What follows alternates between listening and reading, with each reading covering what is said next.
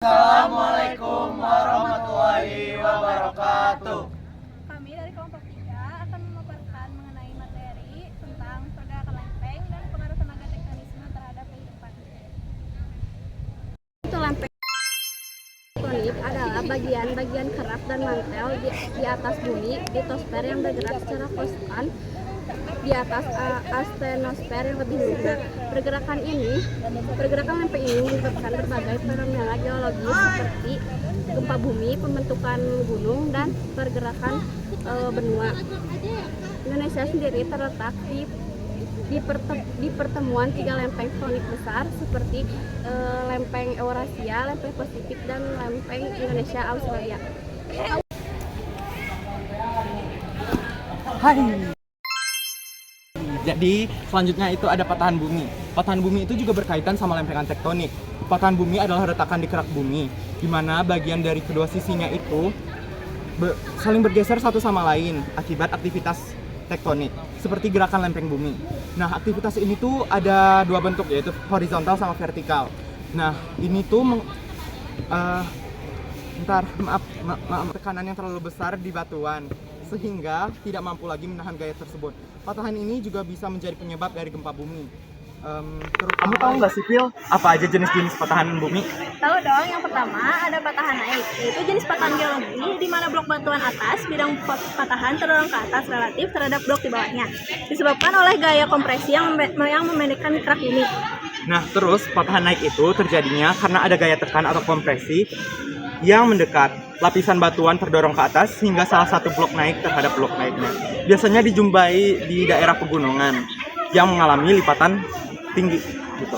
Lalu ada patahan turun. Patahan turun atau sesar turun adalah jenis patahan di mana satu blok batuan bergerak ke bawah relatif terhadap blok lainnya akibat gaya gravitasi dan tekanan vertikal yang maksimum disebabkan oleh gaya tarik tensional yang saling menjauh.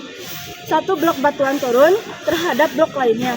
Ciri khasnya adalah bagian tengah turun lebih rendah dari sisi kanan dan kiri. Graben lembah lentuk. Graben terbentuk akibat adanya gaya ekstension tertarik pada kerak bumi yang menyebabkan bantuan merenggang dan patah normal terbentuk. Di sepanjang patah-patah yang sengaja tersebut, blok tanah dibagi tengah dan runtuh atau turun. Untuk yang selanjutnya ada horst atau blok naik. Horst adalah blok kerak bumi yang terangkat karena gaya tektonik dan membentuk dataran tinggi atau pegunungan. Letaknya berada di antara 2 patahan normal yang bergerak saling menjauh. Horst terbentuk saat kerak bumi mengalami peregangan sehingga muncul 2 patahan normal yang saling sejajar. Akibat gerakan patahan itu, blok tanah di antara kedua patahan terdorong atau terangkat lebih tinggi dibandingkan bagian di sekitarnya. Proses ini membuat horst tampak sebagai punggungan atau dataran tinggi yang naik di antara lembah-lembah yang lebih rendah. Selanjutnya ada pengaruh tenaga tektonisme terhadap kehidupan. Yang pertama ada hipergenetik. Hipergenetik adalah gerakan kulit bumi yang lambat, luas, dan vertikal naik turun yang berlangsung pada waktu sangat lama, seperti peningkatan dan penurunan benua atau subbenua. Hipergenetik dibagi menjadi 2, yaitu hipergenetik positif dan negatif. Hipergenetik positif adalah gerakan yang membuat daratan turun, sedangkan hipergenetik negatif adalah gerakan yang membuat daratan naik.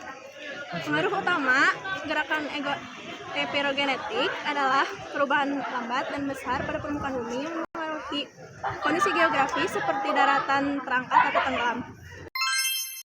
Lalu ada orogenetik. Orogenetik adalah proses pembentukan pegunungan yang mengakibatkan pergerakan lempeng tektonik yang cepat di wilayah pesisir.